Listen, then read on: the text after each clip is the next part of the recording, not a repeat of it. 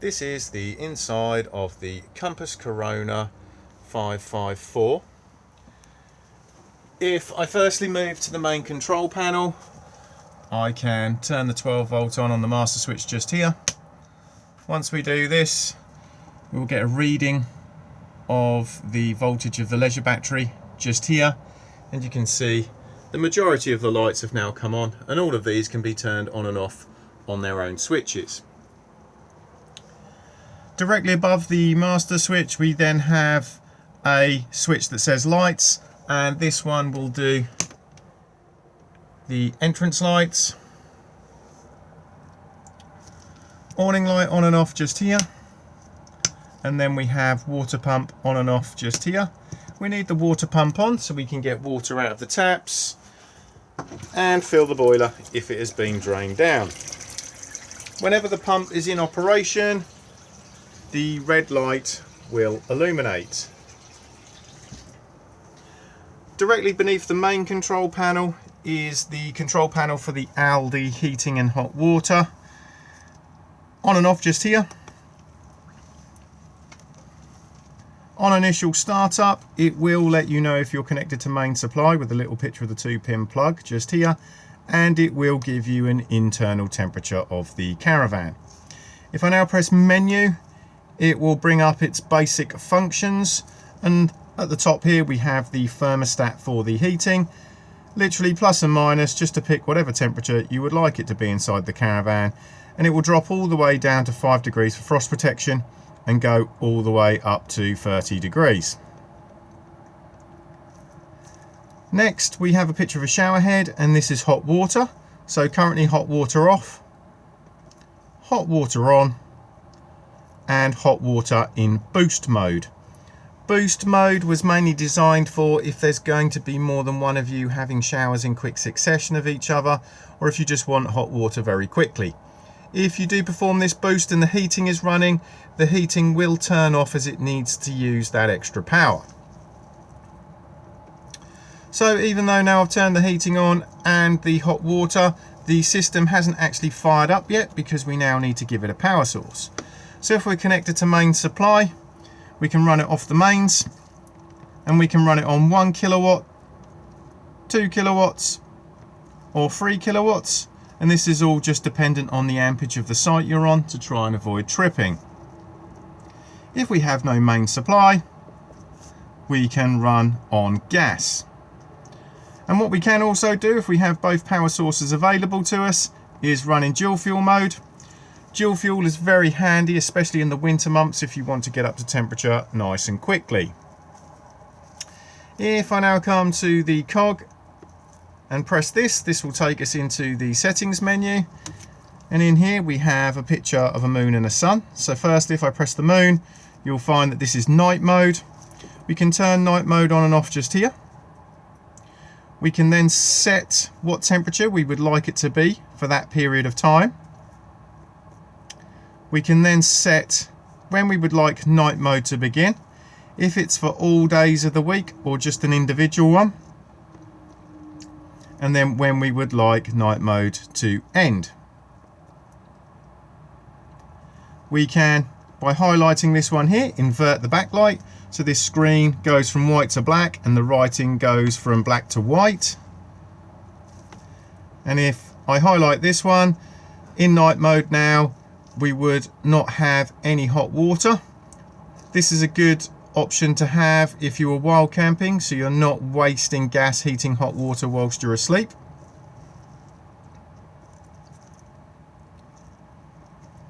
Next we have a picture of a sun, and then we have day mode, so virtually the same again as the nighttime mode. Prioritize is what the system prioritizes in using when in dual fuel mode. So at the moment it favors main supply over gas, so it will use both power sources to get you up to temperature and then cut the gas off and maintain on the electricity. If you were on a very low amp site, you can flip it on its head so it's consuming more gas and less electricity. This one here is literally just the brightness of the screen. You can either have the screen in bright mode, you can invert it, or put it in dark mode. This one is not used on this particular model. You'd have to have a secondary thermostat added. And then this one here is to set the correct time and day of the week, and if you tick the show, it will then show you the time and day on the home screen. This needs to be done obviously if you're using day and night modes. If I now arrow down, we have this one here, which is antimicrobial. If you are going to use this, what will happen is in the middle of the night the boiler will come on, heat itself up rapidly to kill off any bacteria that may be in the system. Temperature offset just for the thermostat just here, so if you don't think it's quite correct you can just slightly adjust it. High altitude mode, so this needs to be turned on if you are using the caravan 1,000 or more meters above sea level. It will just make it run more efficiently at a higher altitude. Key beeps on and off just here. One delayed start and stop to the system, so you could have it so the system fires up on say Monday at 7 o'clock in the morning and continues to run until Saturday at 12 in the afternoon. Pump settings just here, literally leave it set to thermal, it does not need to be on continuous. Full factory reset just here, so if there is a problem with the control panel you can just reset it. External start, you do have to have additional SIM boxes added if you wanted to control your heating and hot water via an app. Language, service, more for the workshop, but it will let you know what everything is up to. And then we have installed accessories just here, so you can add extra functions. The only one that's really of any value is this one here, which is load monitor. So if I've now activated that, so it should appear in the menu just here. So if you arrive on site and you know how many amps the site is, you can then pick it on here. So let's say it's a 10 amp site. I can now ramp it up to 3 kilowatts, but it won't pull 3 kilowatts because if it did, it would trip on a 10 amp site. But because we have the load monitor functioning, it will basically stop the heating system from tripping the system.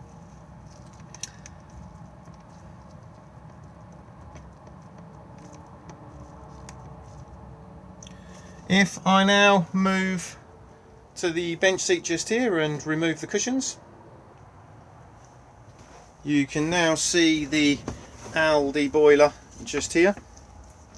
And if I now just lift up at this section here, you can see the drain down valve for the boiler just here. So to drain the boiler down for travel and winterization, it's just done on the lever. All you need to do is firstly make sure the water pump is turned off and then flap up like so, and then it will drain all the water out of the boiler at this point here. If you're fully winterizing the caravan, I always suggest that you then also go around and open up all the taps as well, because this will help release any airlocks in the system and make it drain down far more efficiently. When it comes to refilling the boiler, make sure the taps are closed. Close the drain valve, fill up the aqua roll, and then literally turn the water pump back on again, and then let the pump run for a few minutes and then begin opening the taps back up again. They'll cough and splutter as they force the air out of the system. Once they're running freely on both hot and cold, reclose, and then the system will fully reprime itself. Also in here we have the control board for the PowerTouch motor mover. We then have the consumer unit just here. So at the top here we've got the main strip switches. So we've got the individual MCBs, the main RCD and test button just here. So if anything's not working on main supply, just check to see if it's tripped at this point here. And then directly underneath that are the 12 volt fuses. So again, if anything's not working on 12 volt, just check to see if you have blown a fuse. The battery charger itself just sits in the back of the consumer unit, so just make sure that it is kept ventilated. Tucked just down here is the gas isolation tap for the heating and hot water system. It's in the on position, and quite frankly it can stay like that. I always say if you do smell gas in the van, just go to the source and turn off the gas bottle. Underneath the opposite bench seat is literally just storage, and then in the overhead locker above you will find the television aerial. The digital amplifier for it is just here, on and off just underneath here. Do make sure that it's on before trying to tune a television in, and control the boost just here. To raise the TV aerial, just undo the collar just here and then push up, and then twist around to get it into the position that you require, and then lock into place. Try to avoid over tightening, as you can run the risk of splitting these collars.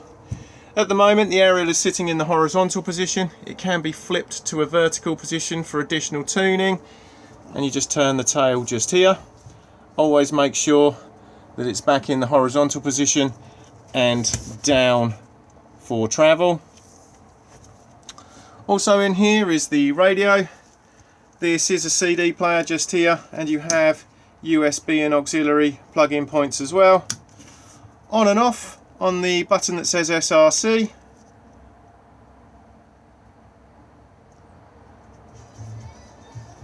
Change tracks and search for radio stations on the arrows just here. Volume control.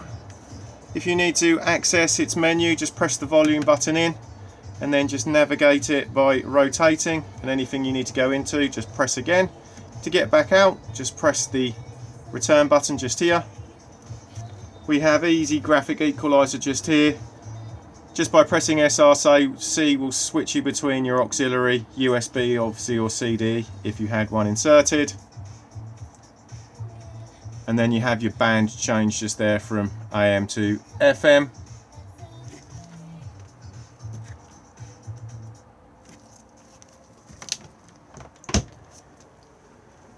Microwave just here. It's plugged in the locker above it. This will work when the caravan's connected to mains electricity, and to wake it up just press the eco button. Always advisable to remove all contents for travel. And then we have quick start and stop just here. Auto cook at the top, defrost, etc. Proper time set just here. Beneath that, TV plug-in points, and then we also have a 12-volt socket and two main sockets. Dometic fridge just here, on and off on this button. We then have main supply on the picture of the 2-pin plug. If we don't have main supply connected, we can run on gas by pressing the flame. These particular fridges auto-ignite themselves. If it fails to light, it will begin to beep at you, and you'll get a red flashing triangle just here. To make it attempt to light itself again, just press this button. And then lastly, we have 12-volt maintain, which is used when you're hitched up to your tow vehicle with the engine running to keep the fridge cold whilst on the move. At the moment, if I select this, it will beep at us and we'll get the warning triangle because we're not connected to a tow vehicle. Temperature control just here, and then if I just push down and open the door, we have the freezer box just here. This can be removed to make it into just a large fridge, and you just have a clip just there and there. To vent the fridge when not in use, just push this bit of plastic in and then slide this section out, and this will then allow you to hold the door on ajar.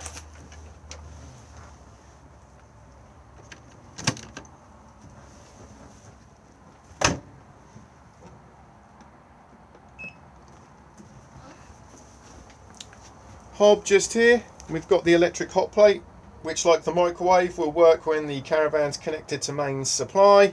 and it operates just here, and the red light comes on to let you know it's in operation. We then have the 3 gas rings, and it's just a matter of pushing in, twisting and pressing the igniter.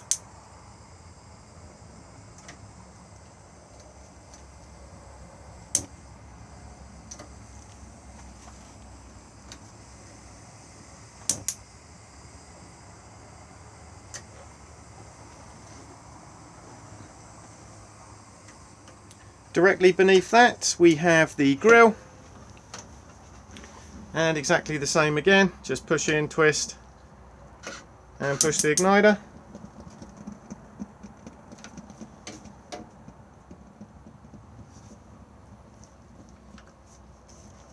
And then at the bottom the oven.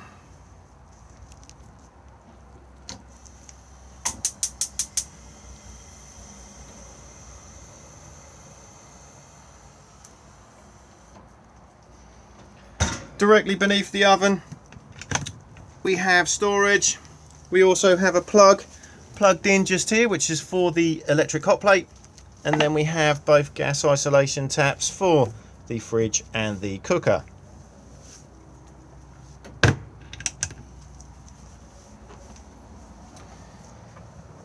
In the wardrobe you will find the header tank for the Aldi heating system. All you need to do is just make sure that the fluid level is between the minimum and the maximum. Always take your reading once the heating is at temperature, as it will expand in the tank. If it does need topping up, you can do this yourself just by removing the collar just here, unscrewing here and just taking the circulation pump out and then topping it up. Always make sure that you are using the correct Aldi top-up solution though before doing this. Freestanding table is also located in here.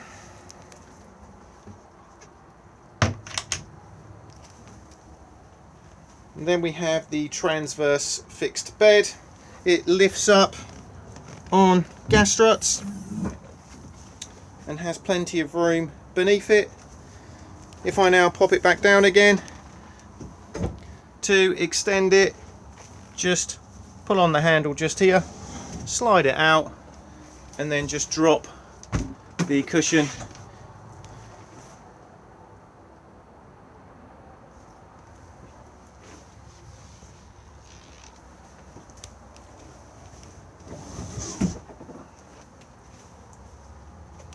as I now get to the rear of the caravan. We have the shower cubicle just here. Do make sure that the shower screen is clipped back for travel. We then have the Thetford toilet. The bowl does swivel. To open to the cassette, just slide the grey lever across just here and then push the flush on the blue button.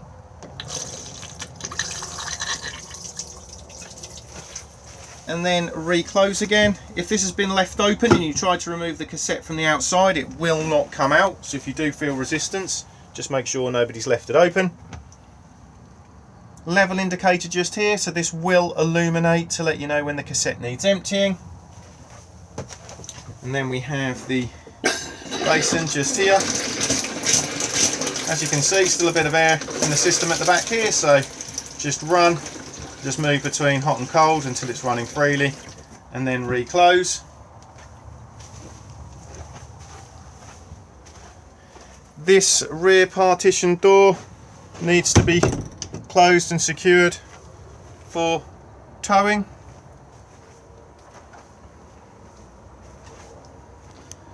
On the ceiling we have both carbon monoxide alarm and smoke alarm.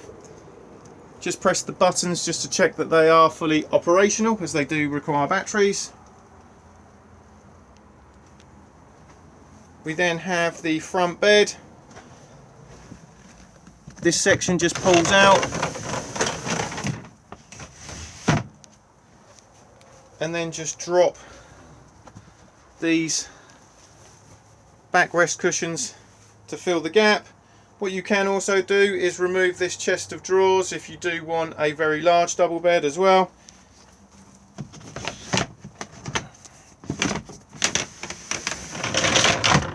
it is literally, if I just remove the cushion just here, it's just clipped in just down here, and exactly the same on the other side.